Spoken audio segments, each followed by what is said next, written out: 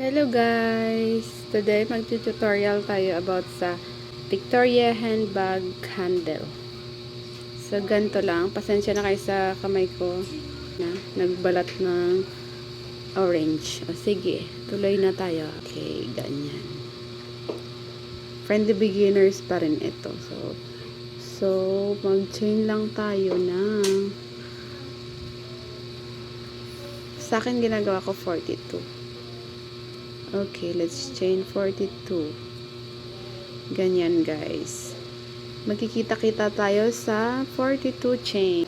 By the way guys, ang ginagamit kong yarn ay 3mm polypropylene yarn and 4.5mm hook. I'll continue. Okay, may 40 chains na po tayo. So, alam na natin yon dyan.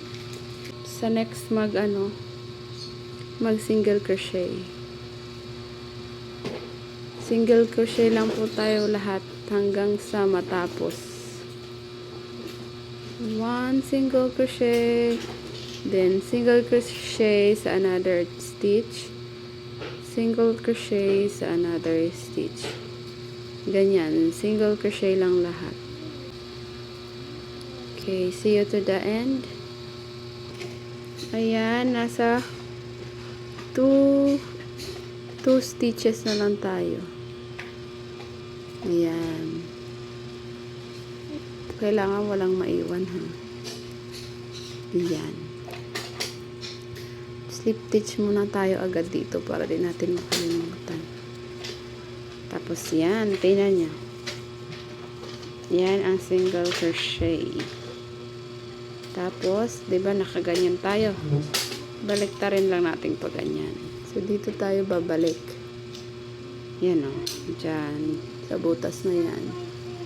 Diyan tayo mag-stitch ng single crochet hanggang sa matapos yung row na 'to. Single crochet naman.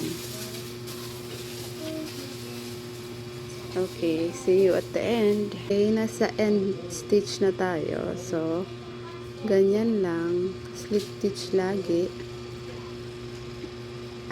Tapos ilalak natin ng slip stitch pala. Yan. Ganyan na ang itsura niya. Sa second row na tayo. Kailangan pantay-pantay yung tension para maganda yung result. So ganyan. Tapos pabaliktarin lang natin. Ganyan. Ulit, dito ulit tayo sa first na butas. Yan, single crochet. Pang third row na natin to ha. Okay, see you at the end again. Nasa third row na tayo. Naka-slip stitch na ako. Ganyan na natin. Tapos bilangin natin na para alam mo paano magbilang to. 1, 2, 3. Pang fourth row na tayo. Yan. Ganyan lang. By the way, kung gaano kalaki ang gusto mo, pwede ka magdagdag. Sa akin kasi gagawin ko hanggang 5th row. Tapos, doon tayo magko-closing mamaya. Okay, see you at the end. End of 4th row. So, last row na tayo bago tayo magko-close. Ayan, no, kitang-kita nyo yung line. Later, i-explain ko sa inyo kung anong purpose ng line. Yan, no. Pero hindi yan na line ang ating gagamitin. Mamaya may isang line pa. Ayan na, guys. 5th row na tayo. Nakita nyo yung line. Yan. Meron din yan dito sa kabila. Pero, huwag kayo malilito. Ito lang. Halata naman. Ganyanin mo lang. Tutupuin mo lang siyang ganyan. Yan. Pag natupi mo, kusa na siyang mag-curve. Yan. Diyan na tayo mag-i-slip stitch. Nagpalit ako ng hook kasi ginagamit ng asawa ko yung isa. Medyo mas maliit to. Okay lang kasi ano lang naman to. Pang slip stitch lang naman. Okay na. Ano na natin. Tapos na yun natin yung row. Ayan, ganyan lang. Tutusok ka lang dito sa pinakaunang butas. Tapos, ganyan mo lang siya dyan. Mag-slip stitch lang tayo. Ayan. Bantayan lang natin yung ating tension para maganda yung daan. Kasi kitang-kita natin yan pagtapos ng ano eh, kung may malaki, may maliit, ganyan. Nandito tayo sa kabila, itong line na to.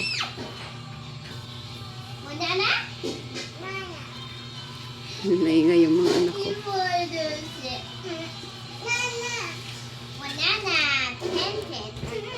Yan, ganyan lang. Slip stitch lang tayo.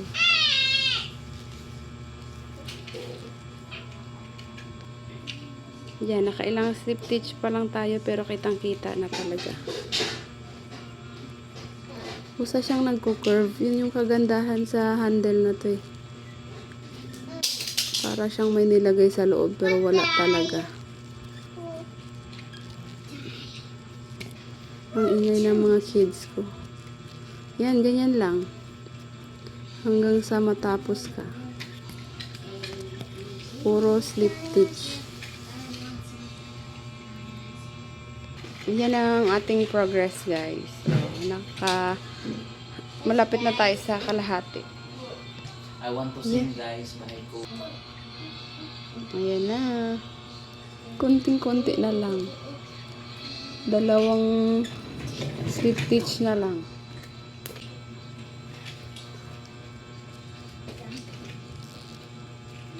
Yan, end na. Pero ano kasi may nakikita pa akong ganyan. Isinasalik ko na lang siya para wala talagang makita. Dito ko lang siya ini-slip stitch para talagang walang parang nakaano. Tapos slip stitch ulit. Tapos cut na natin. Ayan na.